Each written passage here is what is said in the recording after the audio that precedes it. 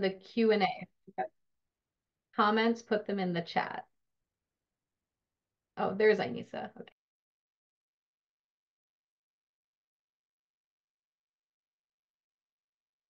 I just need 1 minute, Melanie. Sorry. So welcome back, everybody, to our panelists. If you turn on your video, then I will be able to add you, spotlight you so you can be seen by our attendees. Thank you so much for putting here in the chat. We don't actually need that. We are very happy to have you back.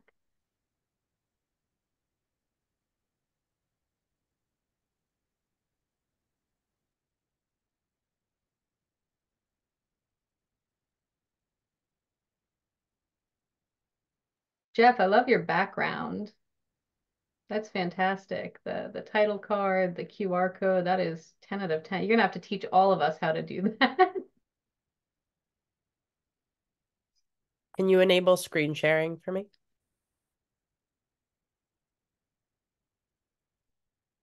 Yep, I just got it.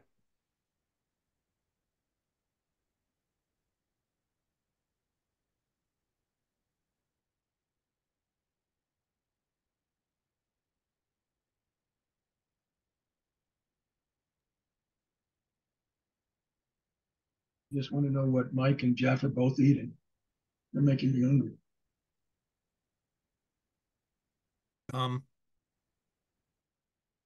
Cucumbers.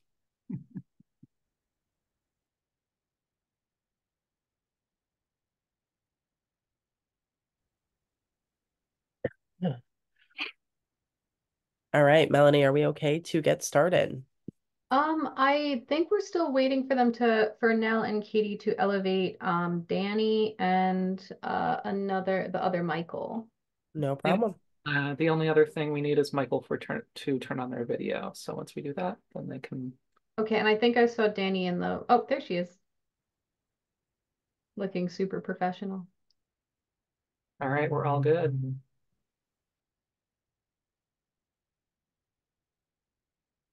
Okay. So this is our next workshop for today. We have a different topic, different panelists, and then after this, you do have a third, and there will be, so this one goes until about 2:40, followed by a 10-minute break, and then the last panel, moderated by Tim Scott, with another group of panelists as well, and that goes till just before 5 o'clock. So just to get the logistics out of the way first. So I'm going to cover some information via educational slides until, I don't know, 1:35, 1:40. I go for about 20 minutes to a half hour. And then it'll be an hour and a few minutes of panel questions where I turn it over to our group of experts to really talk about their professional and personal experiences around this topic. The topic for this workshop is peers as models for post-traumatic growth. So we're touching on two areas here. First is the integration of peers into the recovery model and the community and treatment model, all of that. So just the integration of peers and peer services and what that looks like, as well as the benefits to that. And then this concept of post-traumatic growth. So I kind of bring both of those into the educational portion because you might be thinking, what's a peer? And also, what's post-traumatic growth? So I want to answer both of those questions before we turn it over to our panelists, which take the content. They'll take the content a little bit further for you. So let's just start it by posing the question, what is a peer support model? And I'm going to answer some questions about, what peers are and kind of what that means, what that looks like. So peers are a big part of the connections that veterans can experience on the community side when they return from service. There are a few different phrases, I guess, that get thrown around when it comes to peer services, peer support, peer interventions, peer recovery specialists. But the word peer is really the consistent that you'll find And peers exist in other areas of work as well. For those who know me, I come from a background working with first responders and veterans and also trauma and addiction survivors. So like in the addiction world, we have, certified peer recovery coaches. So that term peer applies in multiple treatment settings. For the sake of this workshop today, we're talking about veteran peers, and what exactly that means. Another way that peers have been, really effective is that they are available in more rural areas where services might be limited. So the benefits to peer services go on and on and on. It's like, if I were to outline and list all of them, we would be here for hours. So I kind of tried to just grab the big touch points that we want to hit on today, but the panelists will also go a little bit more into it. So what does a peer support specialist do in the VA specifically? Excuse me. So they tie in their own lived recovery experiences as well as their military experiences. So they're bringing in the I served mentality. This was my experience, along with the I recovered to whatever extent that means, right? I went through something and came out the other side. I'm in a place now of the ability to help others in need, right? Like, so what that looks like and what that feels like to veterans is like, not only does this person understand me, but it's also this symbolic representation of like, here's somebody who did it, who's farther along than me, who maybe can support and help me get where I need to be. They don't only have the knowledge base of what it means to have served because they've served, but also the work with peers in itself is like a working metaphor that gives a lot of veterans hope and motivation, just to work with somebody just like them. And again, bringing in that parallel of like the addiction community, that's a huge benefit to peers because it's like, hey, this person did it. Like, look at them functioning and working and helping me. And, they'll talk about like 10 years ago, this is where I was and here's where I am today. So any community where peers are involved, like it has just multi-layered benefits to it in their roles and also what it means, just that peer relationship. So peers will encourage veterans to take care of themselves, to advocate for themselves, for their goals. They'll help them navigate resources, connect them to others in the community to give a sense of belonging. And in a clinical setting, they could draw upon their lived experiences, show, real live empathy. Like I've actually literally been in a situation similar to yours, and I could give you insight and help provide maybe some recommendations for skills that got me through it, just to engage in that conversation and hopefully get the person talking about what they think they need and what would benefit them. So it's like the ultimate role model for a veteran to connect with. A lot of words here. Don't worry about reading them. It's my job to translate. So there were a couple studies, and I wanted to bring in some stats. And some of these topic areas are really hard to find like relevant statistics on because we're kind of bringing abstract topics to you, which is what we're known for in these workshops. So we want to keep true to that. But with that, it's sometimes hard to bring in like, black and white raw statistics. In this study that was done, the big takeaway was that 96% of the veterans said that they had a positive experience with their peer specialists that they were working with, and that the peer specialists were highly regarded by veterans. And this was within a mental health setting. They had said that they were of great assistance. The most common response was, overwhelmingly positive, and there was one part at the end here I wanted to talk about too. Relatability, role models, providing a sense of hope, providing extra resources, and providing support and buffering in systems that had low staffing. A lot of people would say like, well, the peer was available to me when I was waiting to talk to my therapist, and I'm a therapist, so I'm not talking poorly about them, but sometimes with caseloads and whatnot, it's the peer that's the one that's available when the person is in crisis or needs that listening ear or someone to talk to. So oftentimes they'll serve as buffers too, like in systems that, the healthcare system is flawed in a few ways, and um, anything to help to support that, right? And many people identified it as like, well, the peer was there for me. This person was there for me when I needed it and gave me what I needed. So this idea of normalizing, peers can help to normalize getting help. Like, it's okay to get help. It's okay to struggle. It's okay to have a trauma reaction. Again, just the nature of the relationship paves the way for this level of like allowance and permission. Many within clinical settings, individuals, civilians, veterans, everyone can run the risk of feeling stigmatized, embarrassed, ashamed, judged, misunderstood. And if you're working with a peer, chances are they have been there and understand it, and can help you feel like it's okay to be where I'm at right now. And we all know with that permissibility, usually comes the person's willingness and openness to do the work that they need to feel better.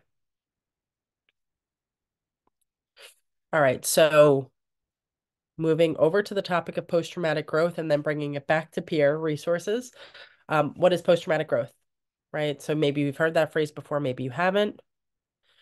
But it explains the transformation that can occur following a trauma. It is an actual term that was developed by a psychologist, Richard Tedeschi, and his counterpart, Lawrence Calhoun, in the mid-90s.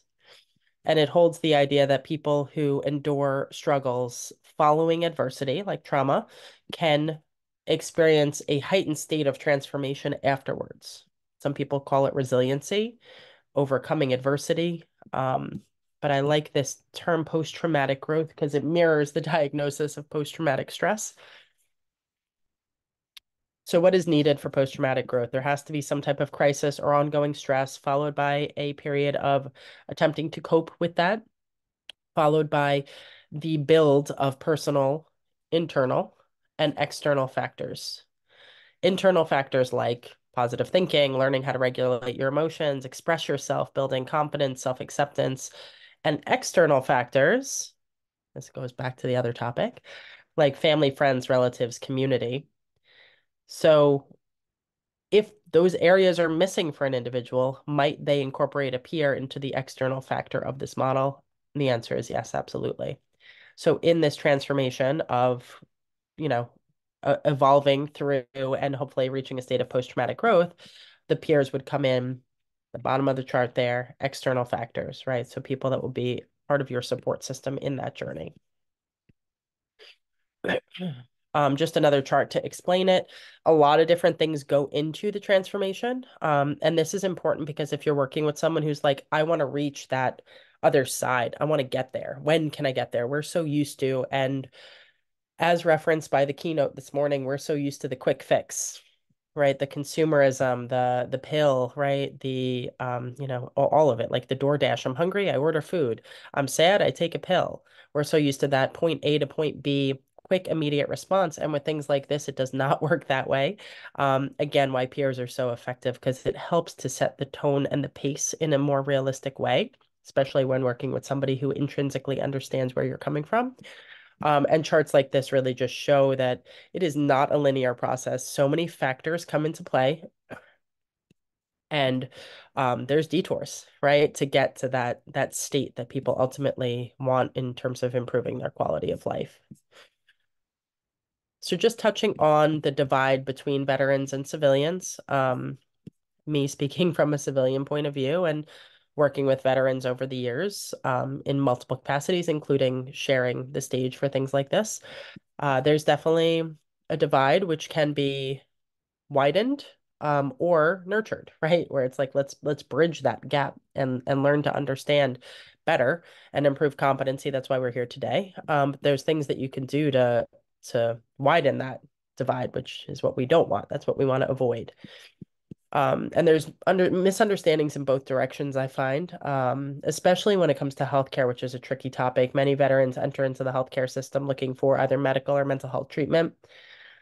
and don't understand or want to build tolerance around some of the issues that we have within that system. Nor should they have to, but unfortunately, it's kind of the reality that we're working with and trying to improve all around. And people in roles like peer services can really help to like again build that patience and manage the expectations and support them through it, whether it's advocacy for benefits or medical care or somebody that's in like a mental health setting who's just struggling and needs someone to kind of lean on. And within any system, we're looking at, diagnosing people, whether again, it's like a medical condition or mental health condition or anything. We kind of are built upon this system of like labels and categorizations. So in a way, it almost like puts us farther away from each other. And when there is a gap, like between veterans and civilian providers, this doesn't help, right? So it kind of makes that stigma more palpable.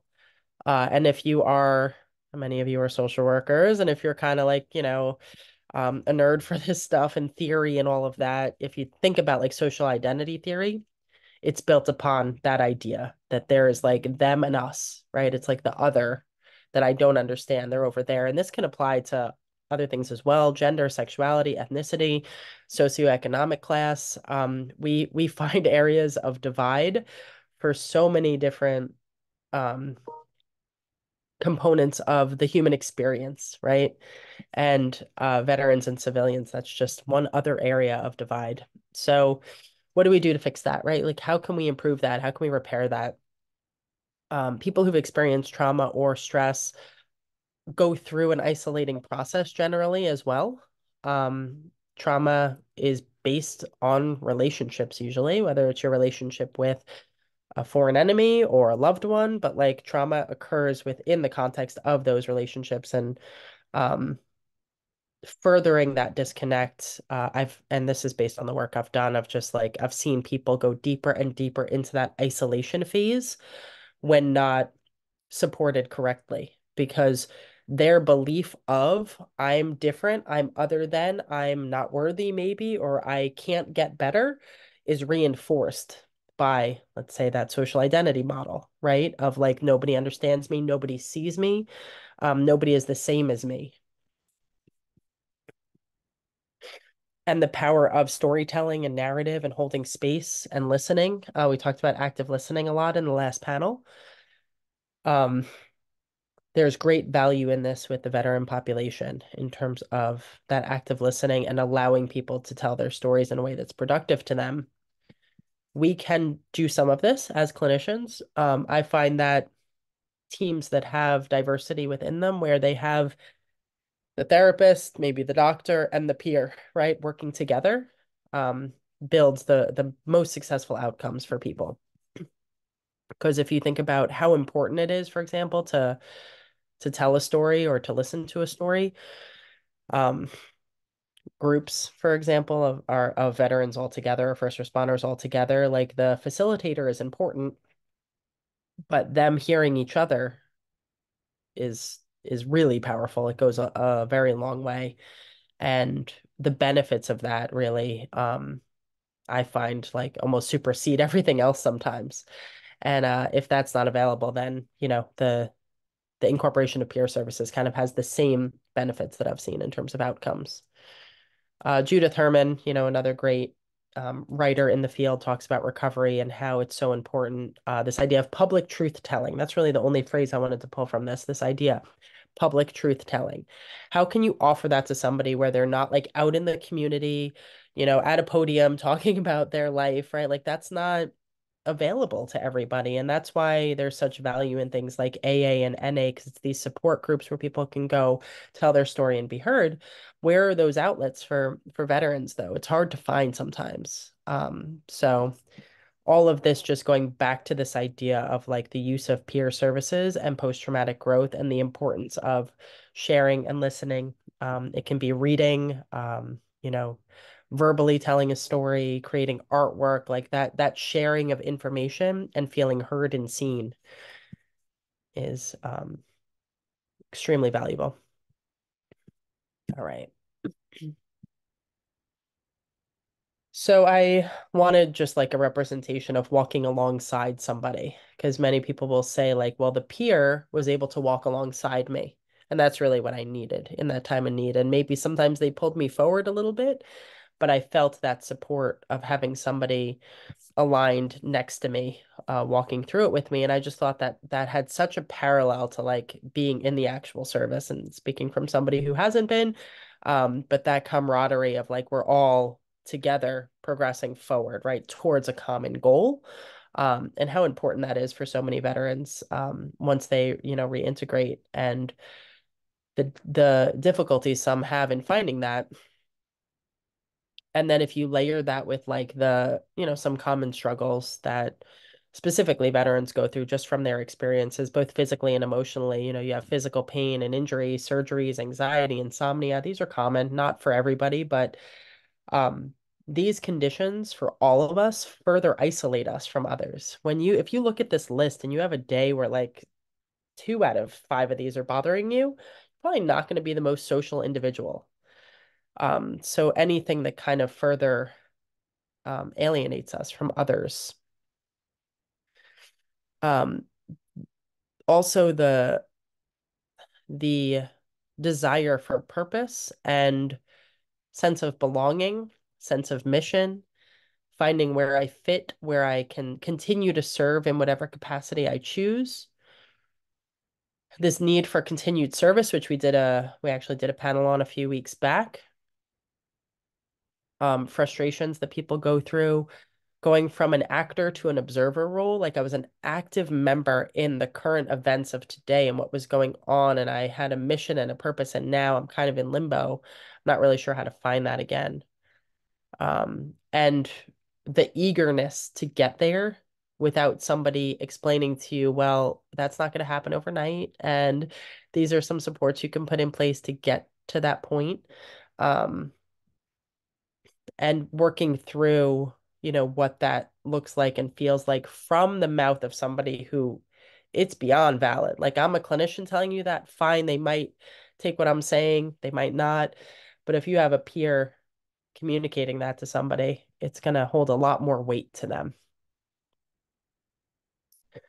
So bottom line, benefits, I tend to weave in a lot of different material, to kind of depict the groundwork in terms of this topic. But like bottom line, we're talking about these things, right? The benefits of peer services, particularly with this model, this idea of like bringing them to a state of transformation, post-traumatic growth, overcoming adversity, getting through to the other side of where they are now.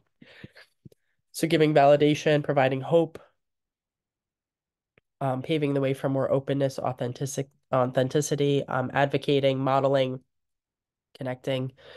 And I put efficiency in there because anything that could move someone along more efficiently, I'm down with, right? Like if you need to write and writing is going to help you get there, we're going to do that. If you need to talk to a peer and that's going to help you get there, we're going to do that, because I don't want someone to sit in a place of discomfort any longer than they have to. So if they're going to work with me for a year and I could get them there, but it's going to take a year, but I can incorporate things like writing and working with a peer and they could get there in 5 months, I'm going to do that, right? So like I've learned humility as a clinician in terms of like, what does this person need? And I understand that they're going to need something more than just what I have to offer.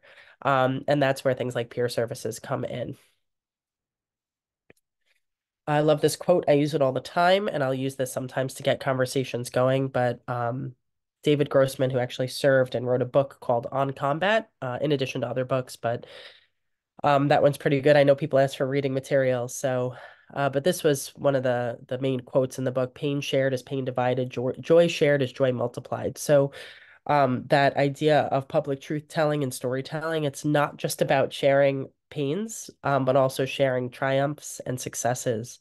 And those things I find are amplified the more that we share them with others. And again, just, peers are the perfect resource for this, sharing the pain and then also the success. So I'm going to turn it over and ask a few questions to our panelists, to kind of further highlight this topic for everyone today.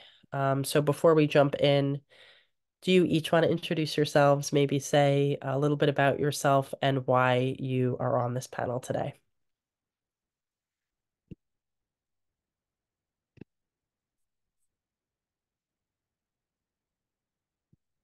Jeff, you want to go first? I don't know. That's why I was like, who we starting with? Like, pick somebody. Point them out. Point them out. You. Jeff's the best, so he's I don't going know first. about all that. Okay, there was some questions. Who am I? Jeff McQueen. I'm currently having the honor to serve as the executive director for the Mental Health Association of Nassau County. I'm an Army veteran, combat veteran.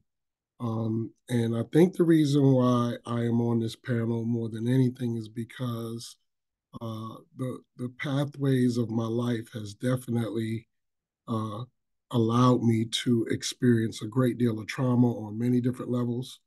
And that trauma today is more than lived experience. It's actually lived expertise, right? It's become the fabric of who I am and my being, and it's what I use daily to support my community and to thrive in my own life. I think that's my answer for you, Aynisa.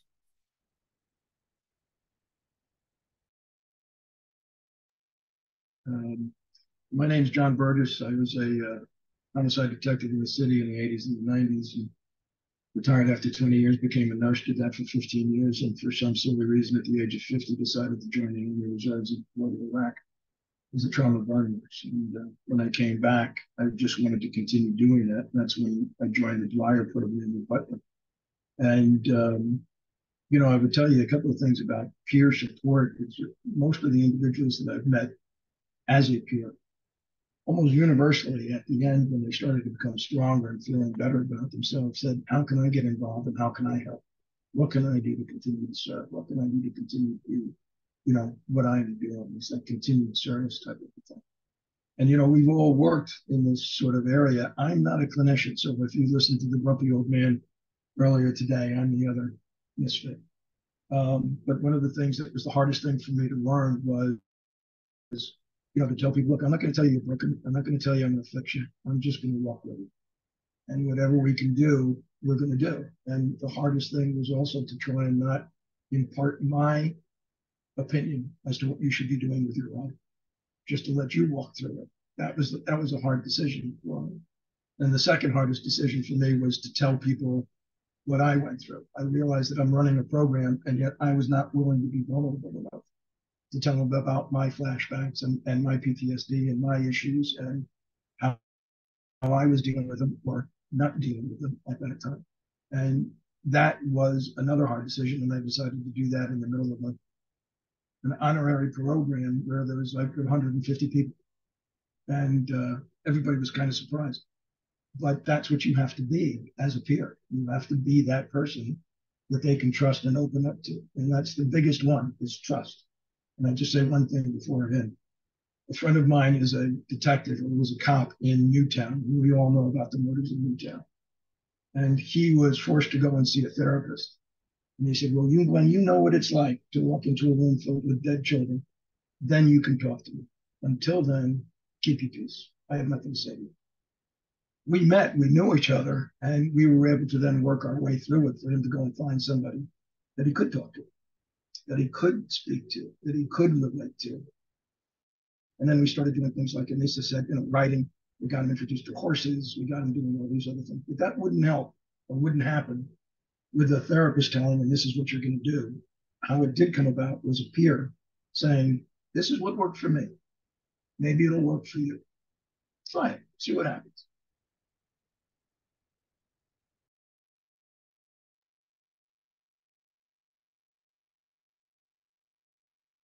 Thank you. Anyone else want to? Dani, you want to introduce yourself and tell us why this topic's important to you? Sure. Thanks, John. Jeff, I definitely can resonate with both things that you were saying. My name is Dani Koulermos. I am also a art therapist like Aynisa, U.S. Army veteran. I was military police.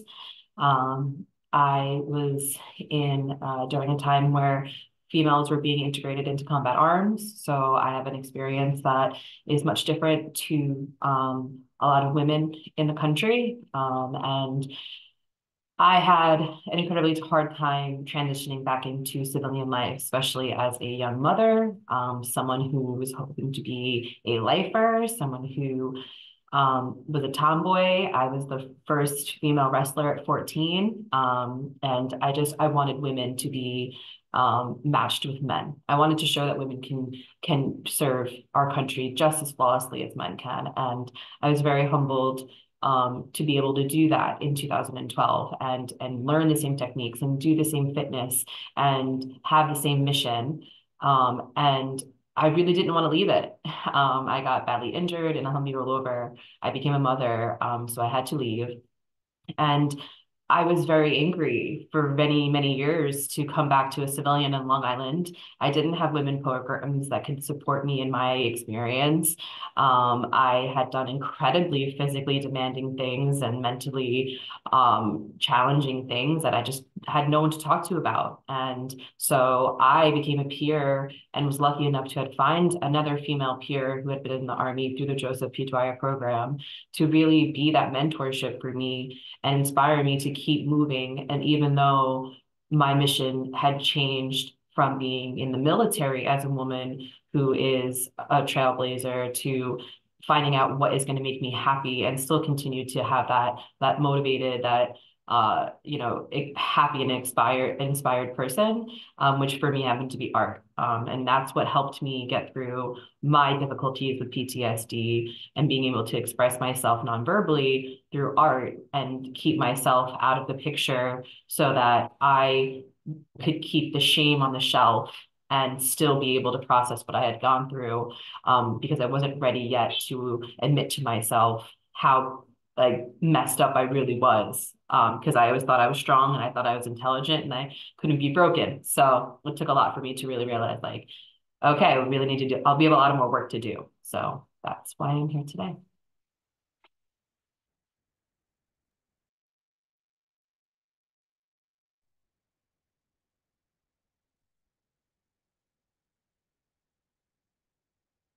All right.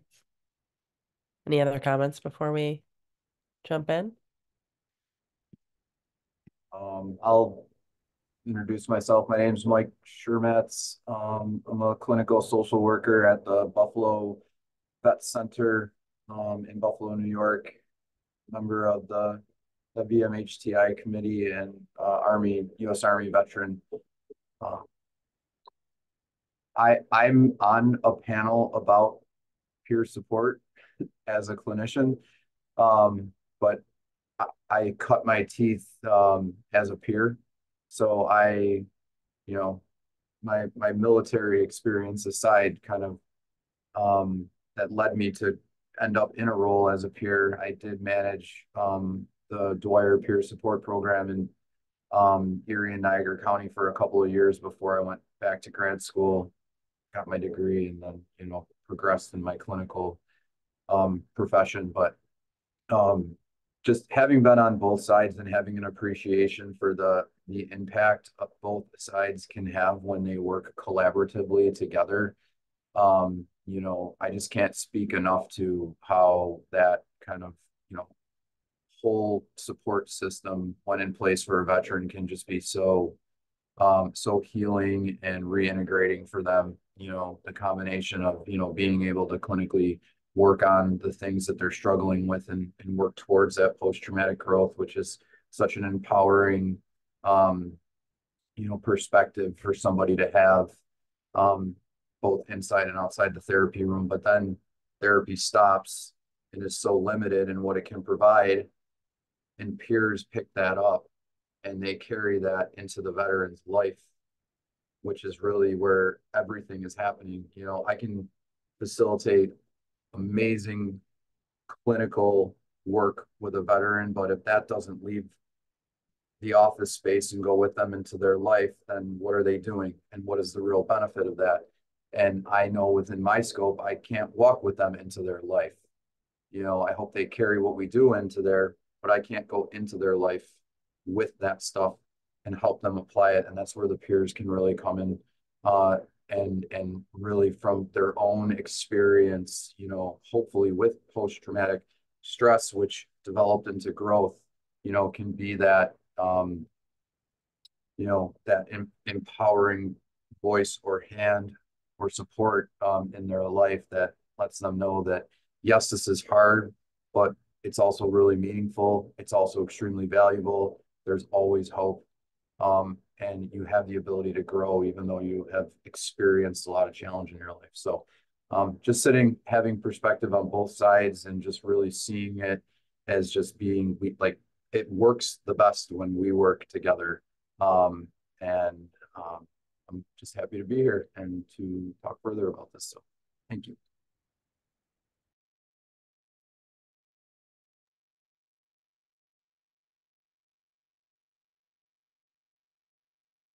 All right. Michael. Michael I'm V. Varmette. I know there's two mics. I'm the good looking one. The how I got involved was basically I started in Quantico with Wounded Warrior, being a mentor there. I have 24 years. I'm a Marine, retired. Had 34 years total in service. Moved back up home to the Adirondacks and realized I needed to do things and I needed to do re-engage with veterans again. And that's where I started. And I was internship down at the VA down in Stratton and Albany, moved on up after graduation. And I've been working peer mentoring programs, if you call it that. For me, the trauma is a misalignment of the true self. And the whole healing process that we're talking about is reconnecting that vet to this true self. I mean, you can't get rid of what the experiences are, but you can help that journey get back on track. And I think a peer-to-peer is a force multiplier for a lot of things. I mean, and this isn't bad mouthing. I don't want it to seem like I'm bad mouthing any clinicians of that because being a medical soc myself, it isn't, but it's nice that when you have a force multiplier to help with individuals that are, you know, need that help because we all need to be working as a team. So there's some fantastic clinicians that I've run against, talk or not run against, but you know, talk to, great friends with, go to dinner, and they didn't serve in any type of military, but they're fantastic because they understand the human and human nature and how to approach them clinically. I think by us earning the trust of our veterans, that's probably the first barrier to get by in order to start the healing process on a journey. So that's why I'm here. All right. Super helpful. Thank you all. So I try to gear the questions according to what you're bringing up. Can you talk about what you think maybe is like the hardest part about being in the role as a peer, or a challenge, or, you know, just something that you find, you know, is just like maybe tough to be in the middle of in terms of different cases or areas you're trying to support, and or like even self-disclosure and how to kind of like walk the walk with that. A couple questions came in about that as well, in addition to like what support is in place for peers if they become triggered in working with somebody, right? Like, so just in that ballpark of thinking, what comes to mind? I think I had mentioned it earlier. One of the hardest things was for me not to be able to impose what I think you're supposed to be doing. You know, I've met people that are out in the woods. You know, hey, you want to howl at the moon? Howl at the moon, man.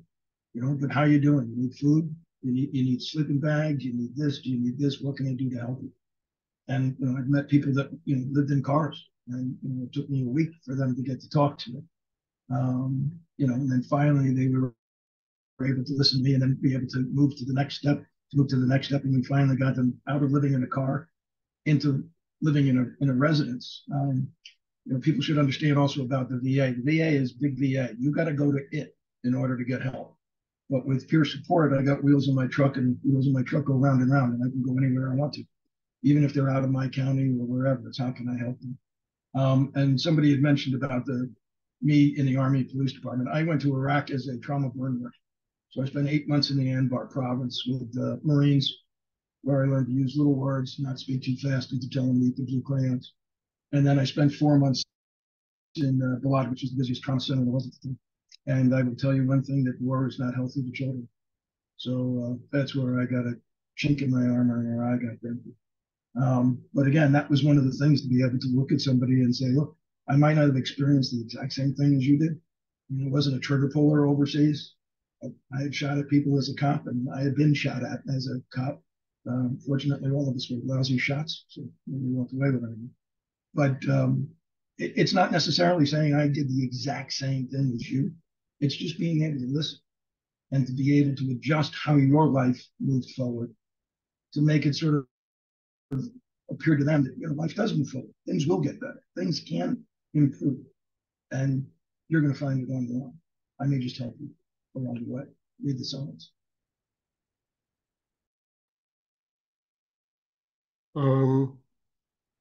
So I think there's a couple of things that stand out with me regarding this, and I think the first one is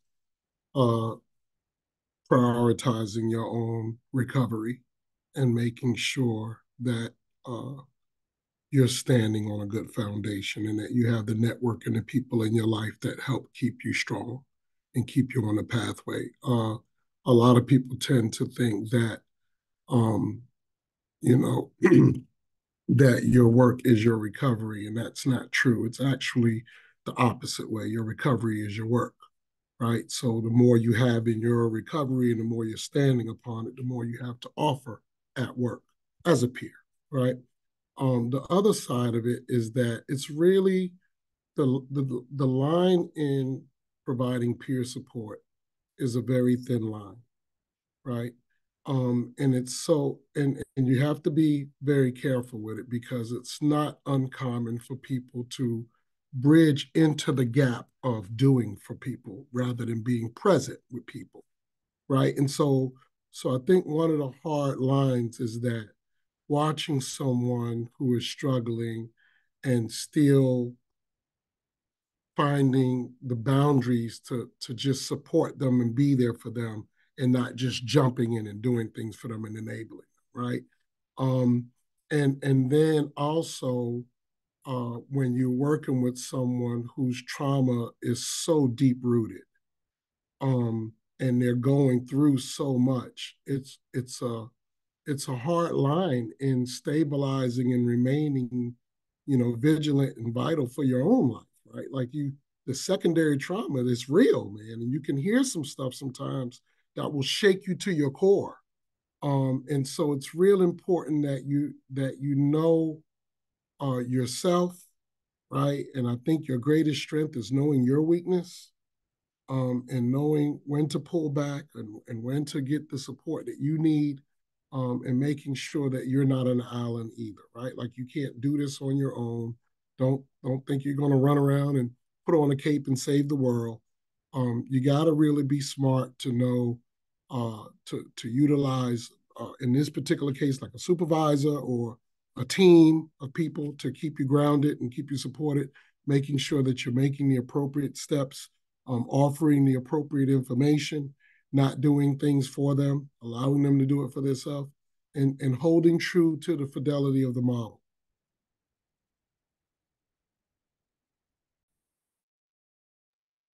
Great recommendations, and it really helps us to understand the role even. Any other thoughts on this question? Challenges associated with peer services, being a peer, being in that role, self-disclosure.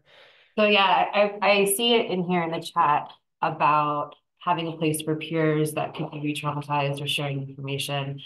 Definitely agree with Jeffrey about the kicking up of the secondary traumas. It's also the similarity of thinking of finding out things that you thought you got past but haven't, bringing up things you didn't know bothered you. So having that solid support network additionally for yourself is super important. The professionalism, being the fidelity, is super important too, because a lot of time everyone wants to just help, and you could say like, well, I'm a veteran and I'm there for you.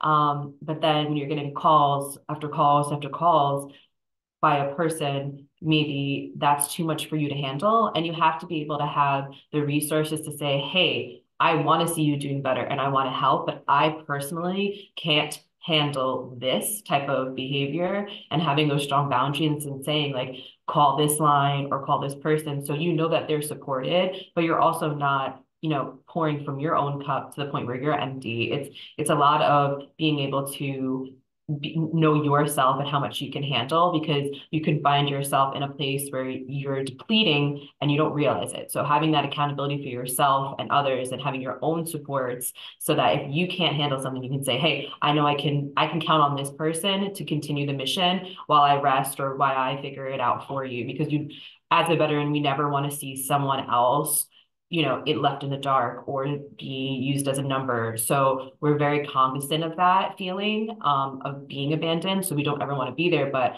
it also can put yourself in an unsafe place if you're always being the one who's being picked on, you know, always chosen, always chosen, always chosen. So make sure you're able to have those people where they can carry that load.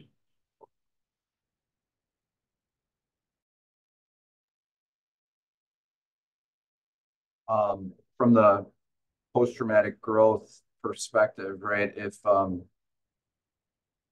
you're in that peer role and you have found, while navigating your path, the the healing that comes with being open.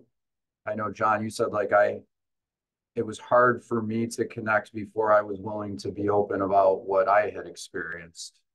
And, you know, when we've seen how we can grow through, you know, the disclosure of our own, you know, trauma, pain, whatever, however you may, you know, identify it, and knowing that experiencing the pain and discomfort of doing that, but knowing that it is the path to healing.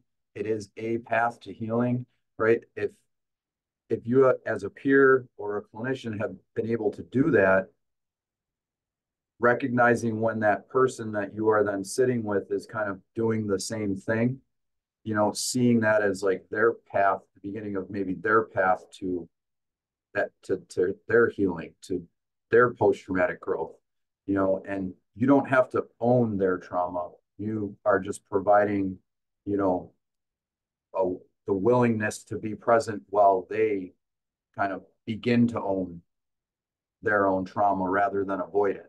And I think it's a really powerful place to be. And, you know, as a peer in that role, if you're able to maintain that perspective, it can be helpful when somebody's talking about really, you know, traumatic things that may be affecting you in some kind of way.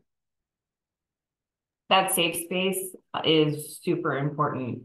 I am one of those people who say like, I see you, I hear you. I am lucky enough as a veteran to feel you.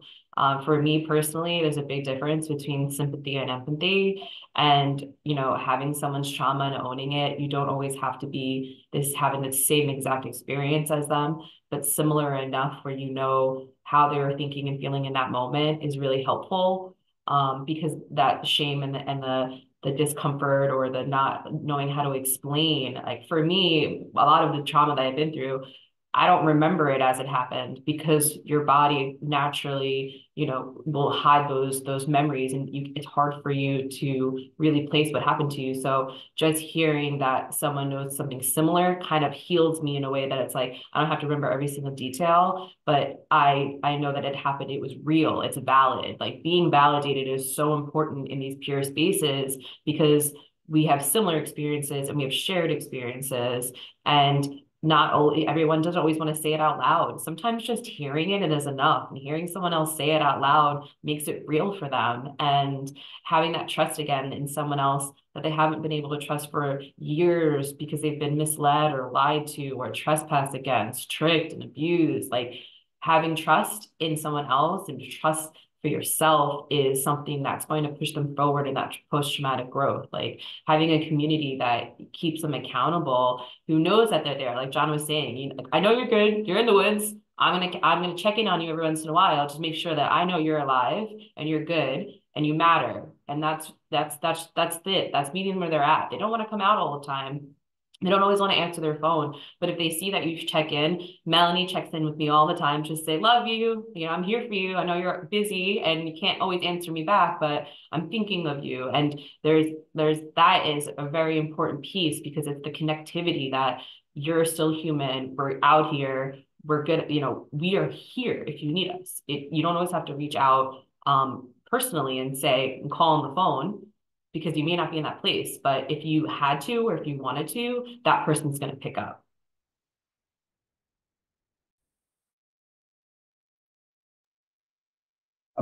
If I can just make one more quick comment in regards to self-disclosure, because I saw something come up in the chat about like being a human being, and a space that I occupied as a peer and as a clinician is that before anything else, I'm a human. And you also are a human being, person that is, sharing space with me, and I am sharing space with you. And I guess I'm going to speak from the clinical perspective for just a second, because like we're often educated not to self-disclose. And what a way to create a barrier between you and your client, right? And as a peer, what a way to create a barrier between you and that person, that human being that you're sitting there with, by withholding. You would then be essentially modeling exactly what you're trying to get them not to do, which is to withhold, to suppress, to isolate, to cut off. So there is a great amount of healing and connection and trust building that can happen with self-disclosure. I think it needs to be done with intention and consciousness, and not just because we want people to hear what we have to say about ourselves, but how does it relate to that person? And how does it help draw a connection with that person? Yeah, don't do as I say as I do kind of a thing.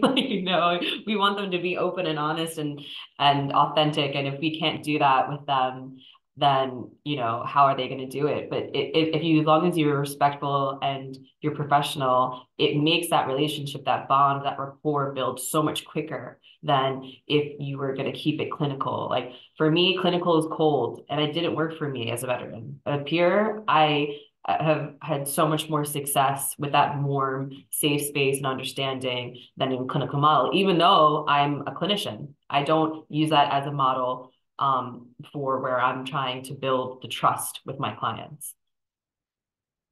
I can add to both of them. I mean, not that long ago, somebody had just tried to kill himself, and they knew me, so the police brought him to me, and we ended up talking for a few minutes. So he cried, I cried. By the way, I cry a lot. Right, you're commercial. And I asked him, after a while, do you trust me? And, this is what's going to happen. I had to be honest with him, because I wanted to get him to the people that were the clinicians that would do what he needs to have done. And did he trust me? And the answer was yes. And he said, okay, well, I bought the t-shirt, I got the coffee mug, dude, but I'm also going to explain to you what you're going to walk into. So not lying to him, so that it's like, okay, well, I'm going to bring you to the hospital and everything's going to be fine. No, it's going to be really hard, dude. You're going to be in the land of slippers and pajamas, man. They're going to take everything away from you so that you can't hurt yourself. And when they walk in and they ask you how you're doing, the answer is not fine. Okay. There's a reason why you and me are sitting in the emergency room. So, being honest with that for the peer is not necessarily for me, like to do what you guys do as clinicians. My job is sort of like to be that bridge to get the person from where they are to where they need to be, and just be that, facilitator in a sense, but not with an objective, just to walk with them, just to be with them. And sometimes just being that honest with them will help them say, okay, well, if he did this, then I can do it, and I can make it. And sometimes that's what they need to be able to trust the clinician that they're going to now sit in front of, that they've never met before, and be honest with them. You know, don't, oh yeah, I just put a gun to my head and thought I was going to kill myself. You're not fine, dude. That's not really a good thing. So let's be honest with these people and tell them the truth, and maybe you'll get that breakthrough so that you can get past it. So now you can start dealing with the stuff that you guys do, that you do. So John, you oh, go ahead. Sorry. No, I was just going to say quickly, though, that I think that transparency is where safety resides for both you and I, right? In any relationship, transparency is where safety resides. When it comes to disclosure, I use this track about setting the stage. Anytime I meet someone, I need you to understand who I am, what this is, and what this is going to look like going forward. And I set the stage simply so that there are no shocks along the way, so that you know why I'm here, what this relationship is really about. It's kind of like this team agreement. Like, this is what I'm going to do and what you can expect from me. And these are some things that I'm going to need from you and what I expect from you, right? And there's some gray areas, and we'll map that out along the way. But for the most part, let's set this stage and let's create this place of transparency so that there is no need to sugarcoat or cover anything. Right? Like, let's paint this picture right out the gate, you know? And in doing so, I've discovered that some people go, oh, this is nothing like I thought it was going to be. I was expecting, and the guards come down, right? Like, because some people will sit there stiff forever, not aware of what this, like, I'm scared to say what I'm going to say because I think this is going to result in incarceration or hospitalization, right? And so I think setting the stage and opening that door of transparency from the very beginning creates that space of safety for you and for me, you know? So my next question, and I want the ideas to continue flowing, was going to be like the benefits of. I had a certain point though. Yeah, go ahead, Michael. Yeah, I think for me, one of the big things, 99% of the time, I didn't listen to a counselor when I went to talk to a counselor and stuff. And I was in this, what I called a dumbfounded state. And that dumbfounded state was, it was like a self-protection. It was something that I had my first senses were out to see if I can trust this person and catch him. And one of the things about peer-to-peer is that when I deal with a peer-to-peer, if they're helping me or if I'm helping them, I'm as genuine as possible. In other words, I don't have to be professional. I'm professional as a clinician when I worked cancer oncology and everything. You have to be professional, but personal. But as in this category here, I'm a little bit more. I don't mind going into the military jargon and start talking to them and dropping the F-bomb. I mean, that's a universal language in any type of service you're in. And I don't mean that as blasphemy against anything either. But when you're there and they start seeing that your peer, when you're doing peer to peer, they can get that trust quickly from a peer because of the ability for you to be genuine with them, and you start talking normal. I mean, it's the same way I would meet somebody on the street. I'm going to keep a professionalism, but I'm going to be a lot more friendlier, so this person gets a good impression on me. And that's the same way I think with peer to peer, but yet we got a lot more experience behind us to help our personality being presented, so that peer will open up to trust with us. So For me, I have a incredibly impressive, what is it, a CBA, what is it called, Aynisa? When you talk, what is it when, like a rap sheet, like what is it called? Resume, right? Resume? Yeah, okay. Yeah, Anissa's resume. She's like, okay, girl, I have a very impressive resume. I have medals on my chest. I have degrees. I have letters behind my name. I have a daughter. I have a house that I bought by myself at 30. I have 2 vehicles. I am in anywhere of the eyes of the American dream as a success. I am a veteran. I have an honorable discharge. I have a disability percentage I fought for 8 years and didn't give up to get.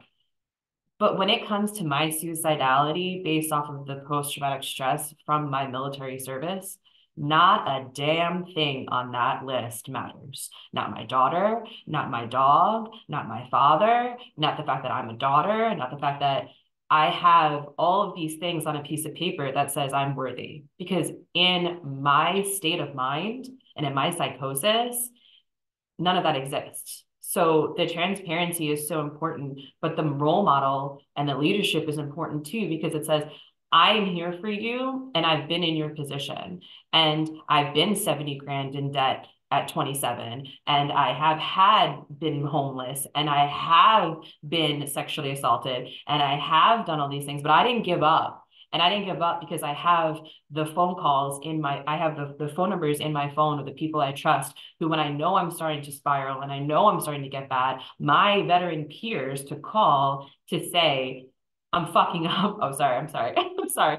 I'm messing up and I need help. And they will get me back into where I need to be because they have the language. They have my life story. They have my back. They have my trust. They'll be at my door if I need it. And I always try to tell people that, like, not most of us who join the military, you know, the UMC, you know, Uncle Sam's misguided children, not all of us have parental figures. Not all of us have mentors. And when you're a peer, you're a mentor. And that is someone can look to and just say, I want to do better. I want to be better. And that's important because that is hope. And hope is what helps suicidality, self-esteem, building self-esteem, and the self-service that we have been instilled. It helps to be part of something that's bigger than yourself. And when it comes to post-traumatic stress and when it comes to depression and suicidality, all of these things, in my professional experience as a clinician who's been in the field since 2017, none of it has been as more impactful as my peer relationships for me. So I can say I've been to school, I have done the test, I've done it, but the peers are what got me through. Dani, I want to jump in with what you said and like that let's be real about this. Like, all right, I'm a clinician. If that veteran that I work with is in a crisis at midnight, they're not going to be able to reach me directly, right? Like, that's a limitation that I have and that I know I have in this role. Like, when they are likely going to be in the point where they could use me the most, they're probably not going to be able to reach me directly. Yep. Right. So you want to know the importance of a peer is that they can very often be reached in those moments when the crisis is happening.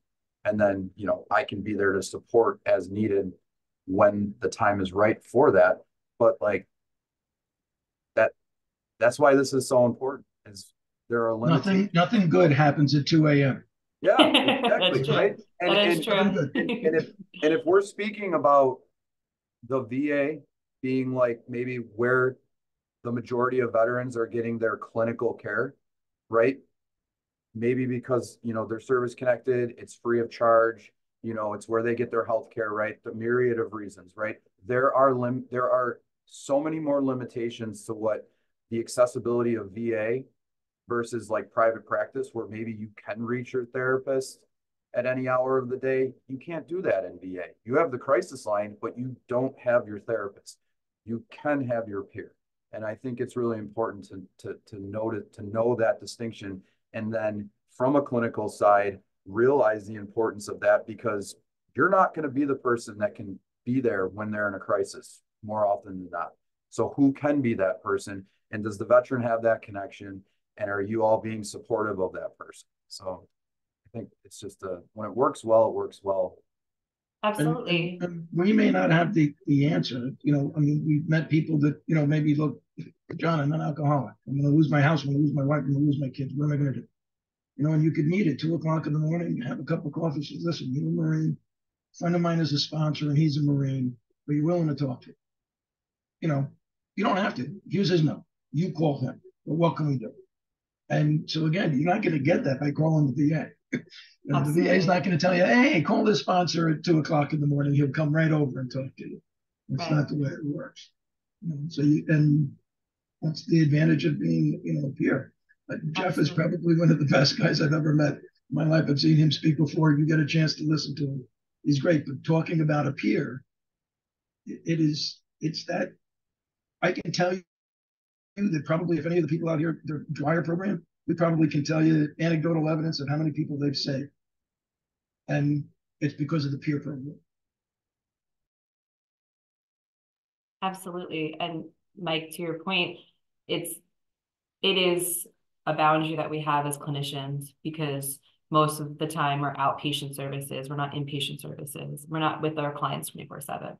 But something to say about that as well as a peer and something that has helped me, the suicide assist training that I have done, being up to date with different trainings keeps you protected as well, because some people are afraid of the word suicide. Some people are afraid of hearing, oh, what do you mean you've relapsed? What is, I don't even know what fentanyl is. What is, what is the substances that you're using? So like if it is just as important to be educated as a peer, I think, because you do want to be able to help them as they need to, and know that you have that education behind you to know what to do in the right situation, because it can be a challenge for people who want to become a peer and say, I don't know how to deal with someone who's suicidal. I don't know how to deal. I don't even know what AA, what's NA, what is Al-Anon, and they don't know those programs. So being educated and always kind of teaching yourself the new ways of helping is, I think, important to mention. It's easy for us as clinicians because we do it all day long, but for people, who don't have this profession, it can be intimidating, but it's just getting yourself trained and getting out there that is going to make you less afraid and definitely more efficient.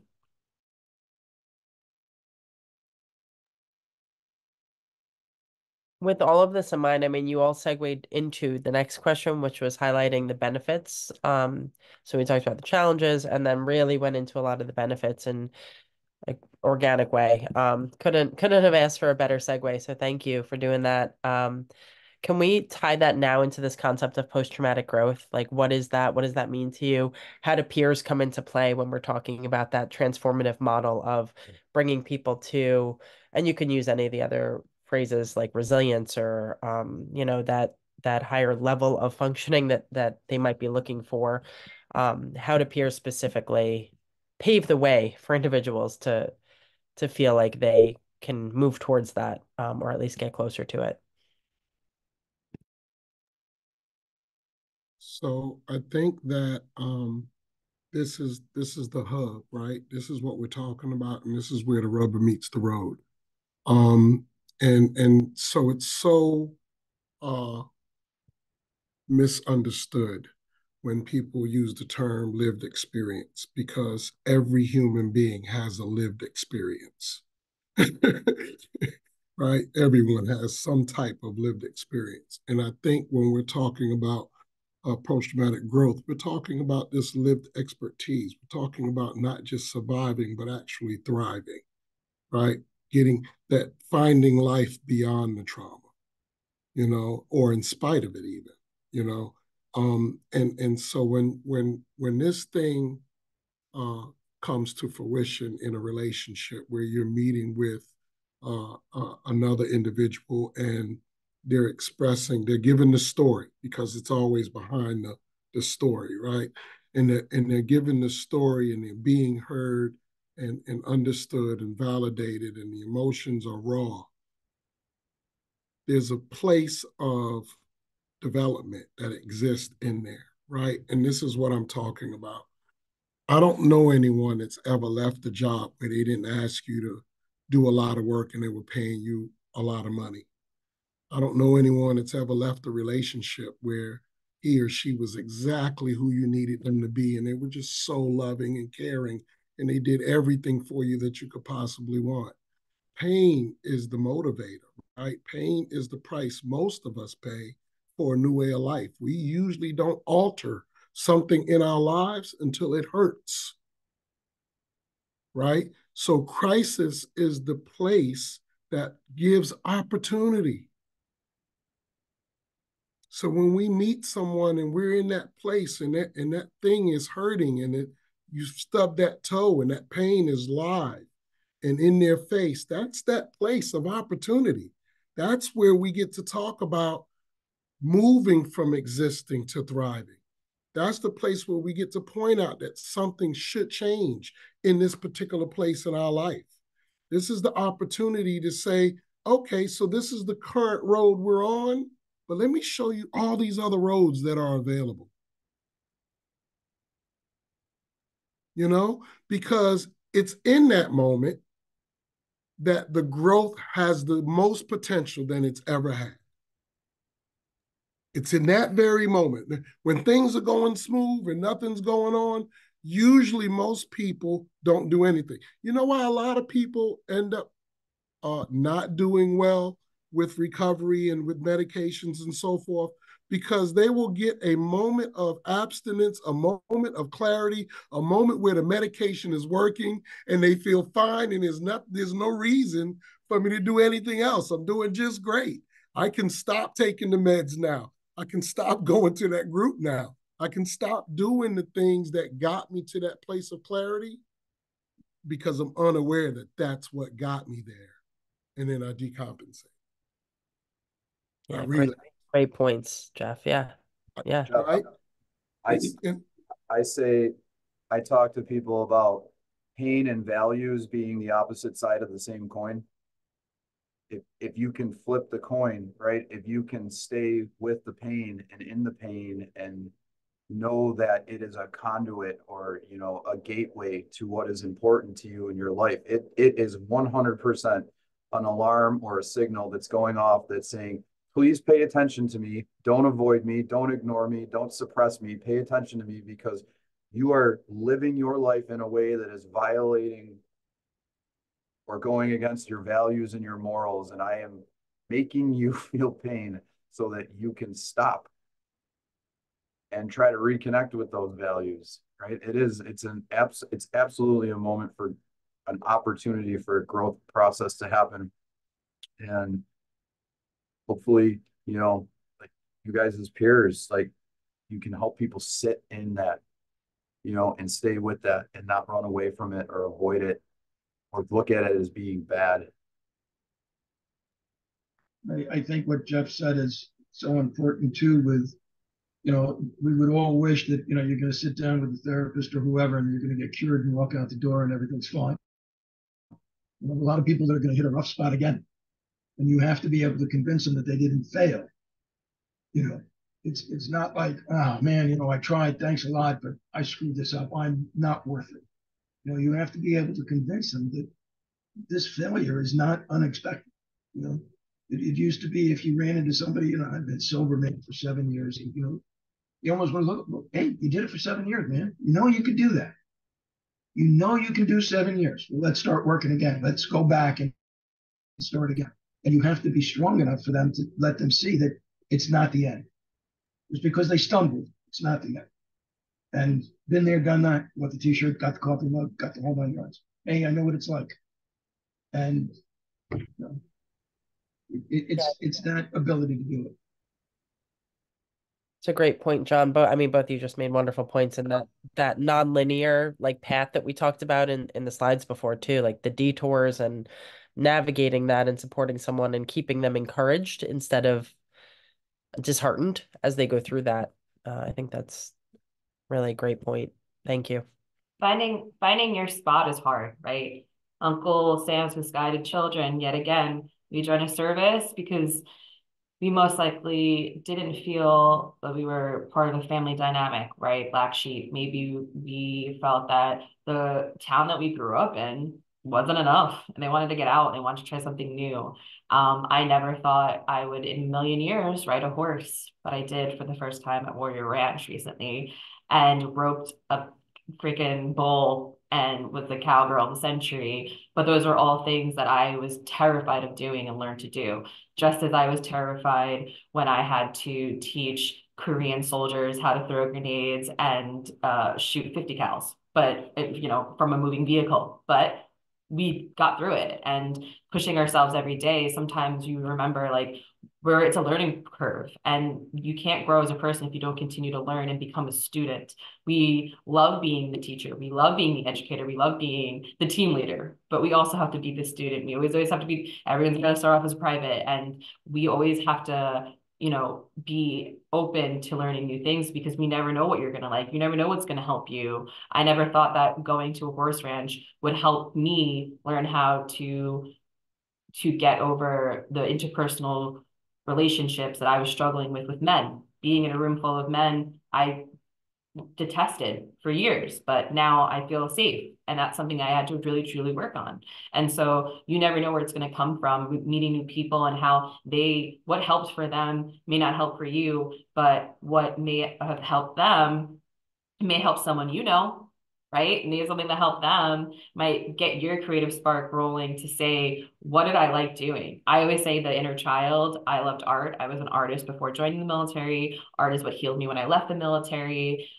So, you know, go back to the things that you know. And for those who had maladaptive behaviors before the military, they're going to go back to maladaptive behaviors when they come back, because that's just what they know. And you can't do better till you know better. So if it's alcohol, if it's drugs, if it's the rush of just dangerous behaviors, you know, we've been doing dangerous behaviors for a decade. It's nothing new to us. And it may feel weird to slow down and sit in a cabin and drink tea and write a novel. But you know what? That's a good weird. It's a comforting weird that I implore someone to try, because I know it's worked for John. I'm sure it works for other people on this panel, to feel calm and quiet and still can be a weird, scary feeling, but embrace that.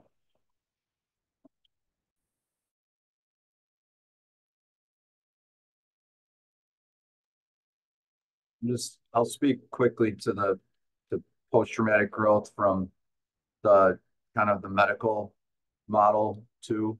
And within VA, I mean, I think that a lot of people feel that they're operating from a deficit, like out of the gate, you know, like your problem list, right? Like, tell me what's wrong with you, you know, like how's your PTSD today? You know, like you're oftentimes, you can feel as a veteran, you know, when you're going into the hospital, as though you're there because there's something wrong with you, not you're there because you're trying to get better, right? And that's such a perspective shift that can happen, you know, when we start to embrace this growth model. It's not, I'm not in therapy or I'm not working with a peer because I'm all fucked up. I'm doing it because it helps me. I'm doing it because I'm growing. I'm doing it because I'm getting better. I'm doing it because I'm worth it. You know, so these perspectives and the way in which people communicate to themselves and about themselves, the self-dialogue, I think it's just worth knowing that it's like the medical side, it really is like a deficit perspective. Like people are almost made to feel like they can't get better. And post-traumatic growth is the exact opposite, and really getting people to look at like, how are you communicating with yourself? Do you really believe that you can't get better? Or that you're doing these things because you believe in yourself and you believe that you can grow and you can get better. So, you know, it's just, it's hard being in a system, one, that incentivizes people to stay sick, and then two, kind of comes at them like there's always something wrong, to flip that to an empowered position of I'm doing okay. You know, it can be done, but I just wanted to put that out there. So it's like, you know, we're aware that that's also a barrier to post-traumatic growth. And we really have to work hard with the people that are struggling to be able to embrace that, and to see that. Can I add to that? Oh, well, no, come on, Michael, come on, because we ain't heard nothing from you, man. Come on, Mike. Yeah, one of the things that in the growth of it, they had a world perspective at one point that was this way through the trauma or traumatic situation or something. That thinking, that psychological thinking or perception has changed. That's where they got derailed from the original journey that we were talking, that I had mentioned earlier. Us being peers, we get to talk about that reality of what the real world is, where we're able to understand a little bit more, or being able to relate to a peer a little bit more than just walking in off the street and going into a counselor, at the VA. And there's a lot of great counselors at the VA and everything, and we don't have enough of them. Of course, we don't have enough counselors or clinicians throughout the US and other places. But what I really like is, and this is actually dovetailing off what Jeffrey was saying, because it's in that whole connection that when you reconnect to that journey, you have a different now perspective of the world reality in your true self.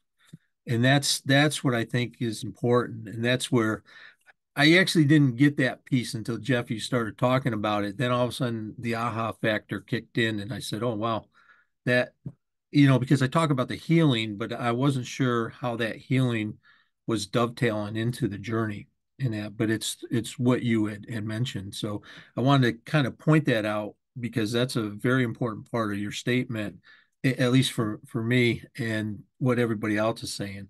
And I'm going to throw out something. I hope Mike jumps in about moral injury, because that is significant in this, I think, because I really believe in moral injury, because we've learned a certain way of a world perspective and psychologically our thoughts of it, and then we can have that injured, and that's a healing process of figuring out how to heal that injury. I'm glad you brought up moral injury, Mike, because that is something that I think is really overlooked. And the fact that we have to do things against our own moral compass and our own ethical values based off of a position or an order I think isn't recognized enough, but moral injury can be just as devastating. So thank you for bringing that up. Just like Jeff said earlier about crisis being an opportunity for for breakthrough and growth, just because it came up, like same pain is the opposite side of values. Crisis can be a conduit for, for growth. When you feel that moral pain, right? Guess what? That means that your moral compass is working, that you have values, that you have feelings and emotions, you have humanity, right? You have these things. So are you in pain? Yes, but what do you have within this moment of pain? You're feeling it because you're a human being, right? You're feeling it because you are alive. You are feeling it because things mean something to you, right? And that's a post-traumatic growth perspective versus, like just focusing on the fact that things are going sideways real fast for you. But man, like what an opportunity to flip that to like the fact that you feel it is a really, really, really great thing and a good place for us to begin.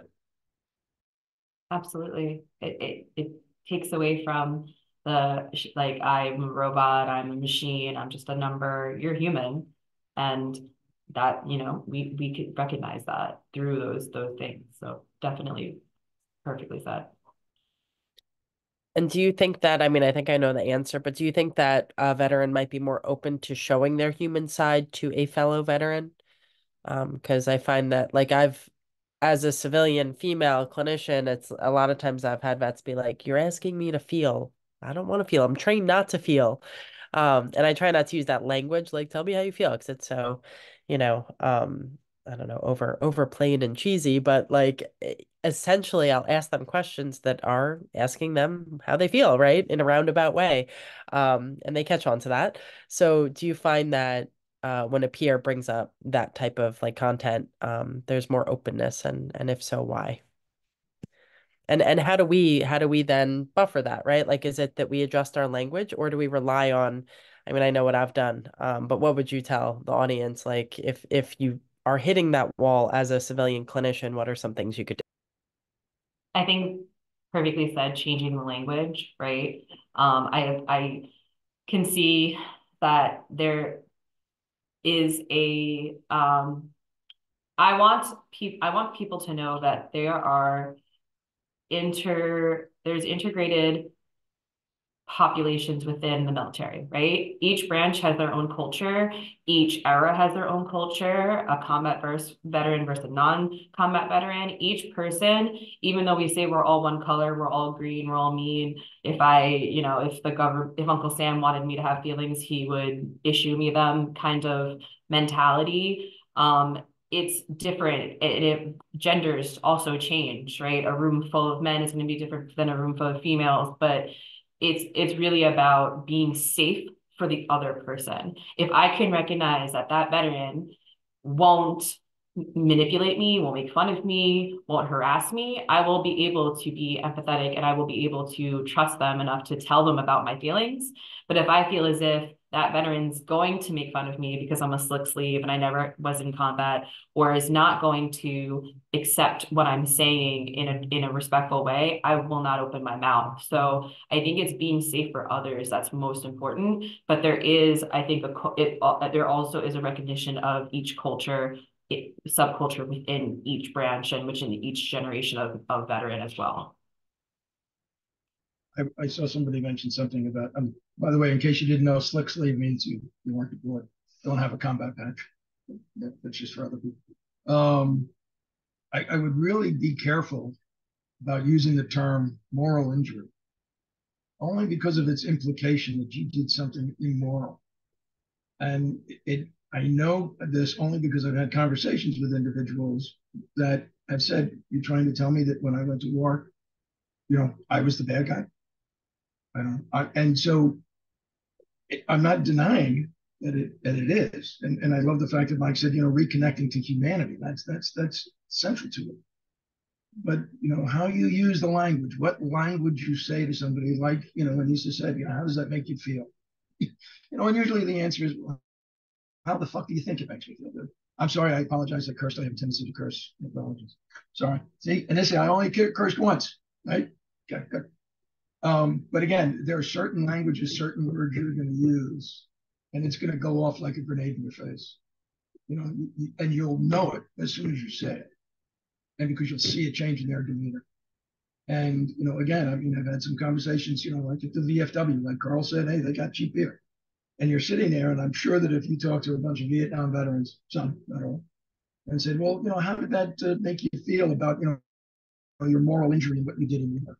I think you would start a fight, because it would be very difficult for them to accept that language.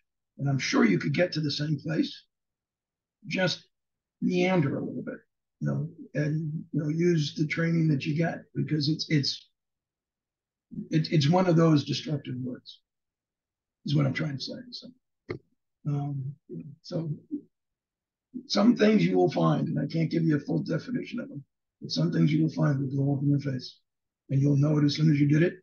And I have no idea how you're going to retreat from that and make amends. I can tell you times where they failed, multiple times where somebody has said that to me. And thank you, have a nice day, I'll speak to you later. And I never saw them again. But again, that's just something that I would say, just to be very. So Nisa, you look like you was about to say something. Go ahead. Oh, I was just gonna ask others to chime in. So go ahead, Jeff, please. Okay, all right. So a couple of things. So I'm going to go back to transparency, and that's because there's a lot of things. So I imagine that when I was a child, I didn't know what the thing on my foot was until my mom and dad called it a sock, right? Um, there are a lot of things and terms people use, particularly clinically, um, that help to identify certain things for the purpose of diagnosis, prognosis, things like that, right? So we know that we put shoes on our feet, we put these on our legs, so I think that when it comes to transparency, sometimes when I'm talking to individuals, I make sure that they know um, as we move through this process, you're going to encounter some people who probably are not peers, right? And some of them may not understand everything that you're saying or things that we're talking about. You're going to hear some terms like this, and this.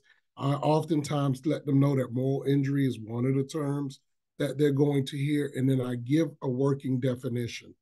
I give a working definition about trauma because most people that we encounter that live with trauma don't understand what trauma really is. And so I explain to them that, listen, the encounter that you've dealt with exceeds your ability to cope. That's why we're telling you it's trauma, because you've done all you could do to manage it and still discovering that it's bigger than you. And because of that, we call that trauma. Now, does that mean that something is wrong? No, it means something happened, right? That doesn't mean anything's wrong with you. It means that something happened to you.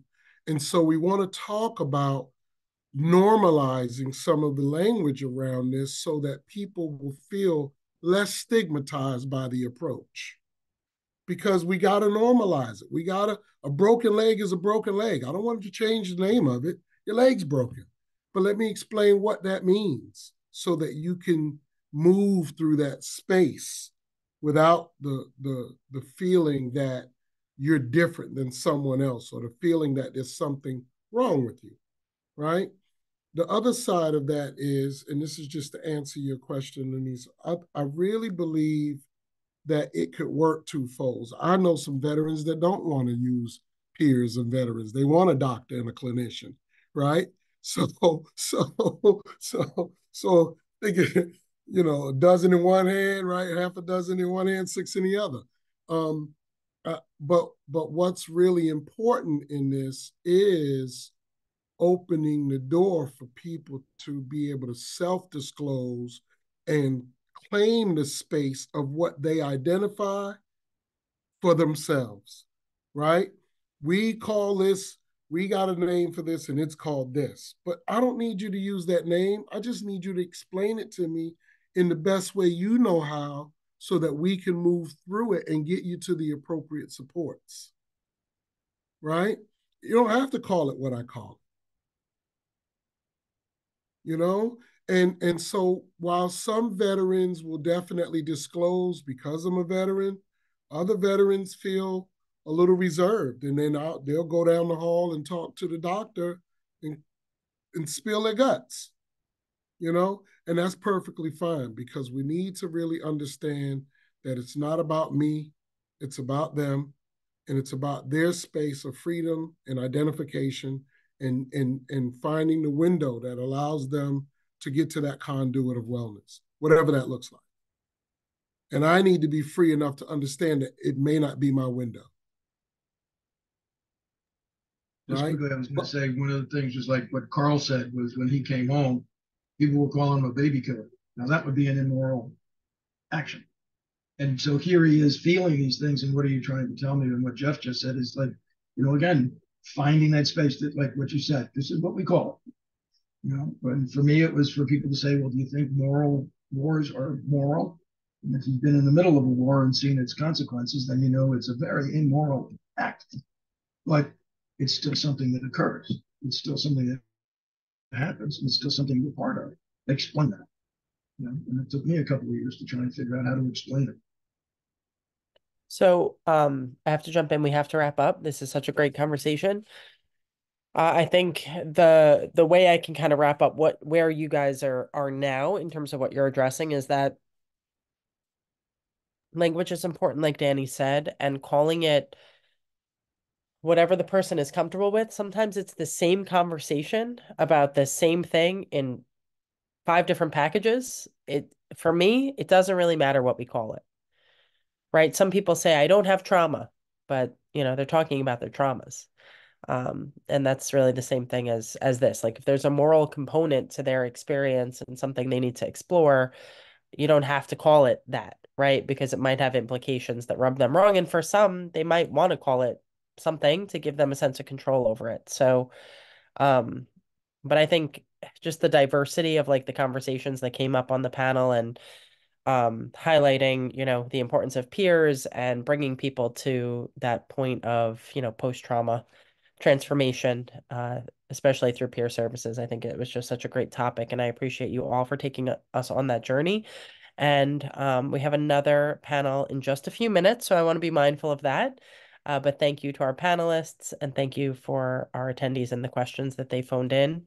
And at 2:50, we're going to have the last panel for today, moderated by Tim Scott, with another wonderful group of panelists. So to our panelists, we can't do this work without you. You are all amazing. Thank you so much for your openness and insight and intelligence and all of that. So thanks, guys. And